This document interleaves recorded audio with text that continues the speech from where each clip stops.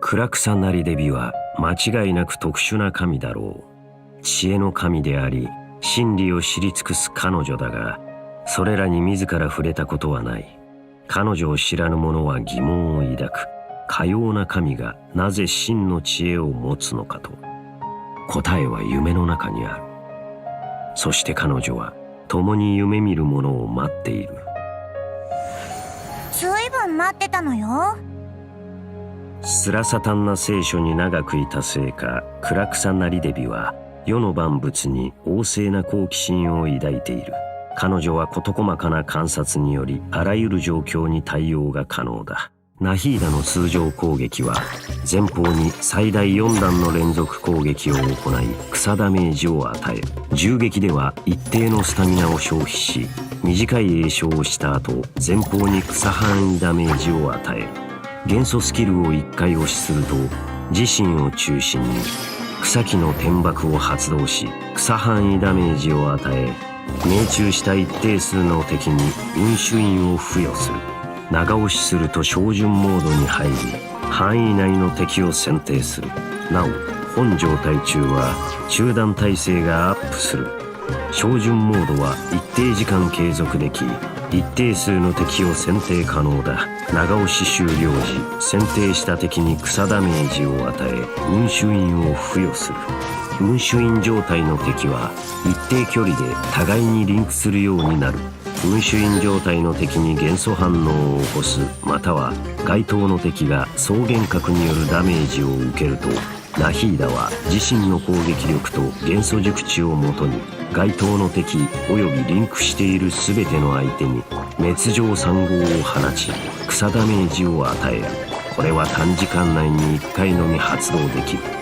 添付慶明円楽知論解放後、自身の元素熟知の一定値を超えた部分をもとに元素スキルの滅状3号による会心率とダメージがアップする。この方法によるアップ量には上限が存在する。傾聴や観察はナヒーダがこの世界を理解するための重要な手段だ。ナヒーダは元素スキルで一定範囲内の一部最終物をマークできる。また他の効果もあるかもしれない。これこそが知恵の伝道。元素爆発では無双の伝道を権限し、領域マヤの宮殿を展開する。領域展開時チームにいる特定の元素タイプに応じて効果を発動する。炎元素キャラがチームにいる場合、ナヒーダがマヤの宮殿にいると元素スキルの滅状3号によるダメージがアップする。雷元素キャラがチームにいる場合、ナヒーダがマヤの宮殿にいると元素スキルの滅状3号の発動間隔が短縮される。水元素キャラがチームにいる場合、マヤの宮殿の継続時間が延長する。領域展開時、前述した元素タイプのキャラがチームに2名以上いると対応する効果がさらにアップする。ナヒーダが待機中でも該当チームがマヤの宮殿内にいれば本効果を得られる。ナヒーダは知識の共有を惜しまないが、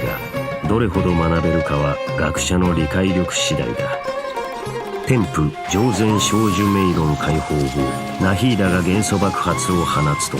チームにいる元素熟知の最も高いキャラを参照し、その一定比率をもとにフィールド上の領域内キャラの元素熟知をアップする。この方法でアップできる量には上限が存在する。知恵の神は問答に長けた存在だ。彼女にとって戦闘もまた同じく敵は謎そのものであり、その対策が答えとなる。戦闘時、ナヒーダはまず元素スキルで敵の群れに運手印を付与しリンクさせる。そして仲間と元素反応を起こし、リンク状態の敵全員に持続的に滅状3号を放つのが主な戦闘手段だ。つる草がはびこるような構成で仲間と共に障害を排除するといい。元素エネルギーが溜まったら元素爆発を発動し、マヤの宮殿を展開する。フィールドにいる全キャラクターの元素熟知をアップさせ、メンバーの元素タイプに応じてバフを提供する。自身の草ダメージを強化すると同時にチームをサポートし、敵を知恵の宮殿の中で弱滅させるといい。神の権能が凡人の目には不可思議に映るためか、人々はしばし神に対して過度な期待を寄せてしまう。多くの者は気づいていないが、魔人はテイワットの主催ではなく、この世の一種の生物に過ぎない。力の弱い神はたとえ人間を前にしてもそう優位に立てはしないのだ。そのような神にはこの俺でさえ言葉を選んでしまう。だがそれでいい。世界樹が存在する限り草木の神は生き続けるだろう。しかしテイワット大陸における世界樹の意義については、